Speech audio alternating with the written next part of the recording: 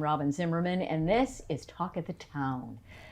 The Hilton Head Choral Society will be presenting their spring concert called Inspired by Art. It's going to be on April the 12th, which is a Friday night.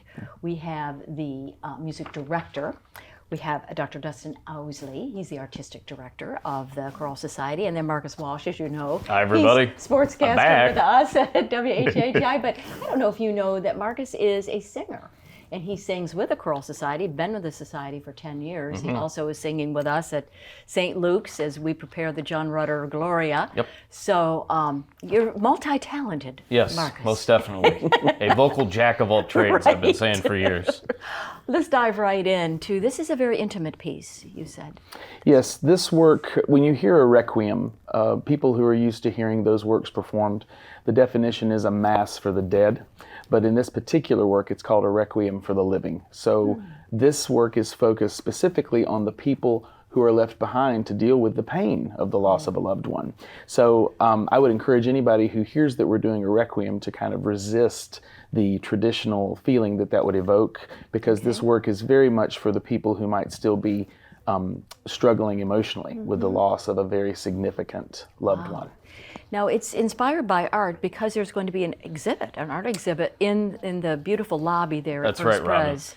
Yeah, we've got Pep that's going to be creating the pictures that go with the themes of the music that we're going to perform throughout the entire night. Pep is just a tremendous organization helping folks just get opportunities to help out their community, to work. And for them to be a part of this concert, it's going to be great. I'm really looking forward to seeing what they have to give to us so that we all can give something back to the folks that attend the concert. Absolutely. That's very special. And how many singers in the society, in the Choral Society? There's about 60, we have 80-something members, but there's about 60 or so singing this program. And so, Marcus, why are you involved in the Choral Society for so many years? Well, it's just one of those things where I've told you and I've told several people it's like broadcasting a football game. You never know what you're going to see and that type of thing. But there's truly a song for everybody. And I've been singing for about 25 years. Right.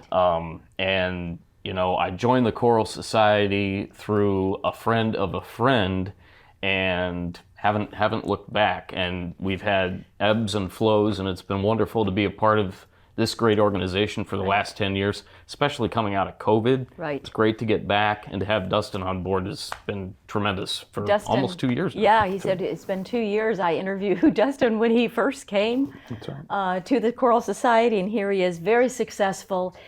There'll be some special soloists for this performance. You want to talk a little bit about that? What's really interesting is that these soloists are actually a part of the choir. Two of them are former students of mine who make that trip with me every week, Julia Miller and Samantha Bach. So they'll be singing solos, as well as David Coyle, who's in the group and been there for a while. And he's there's a little solo that comes in that represents something very specific. And it's something special to say that your soloists come from the choir and that they have just as good a quality professionally as anybody you would hire. Is this a somber piece, or are there some light and fun? It is uplifting. Okay, there is no growth without pain. A lot of people resist that, so the work certainly addresses that at the very beginning. But then the medicine comes in.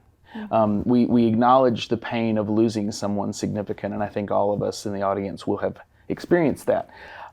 So yes, we confront the pain at the beginning, and then it becomes more and more uplifting, all the way accelerating to this just peaceful, glorious bit of contentment that, if you approach it in the right way, it really can be soothing.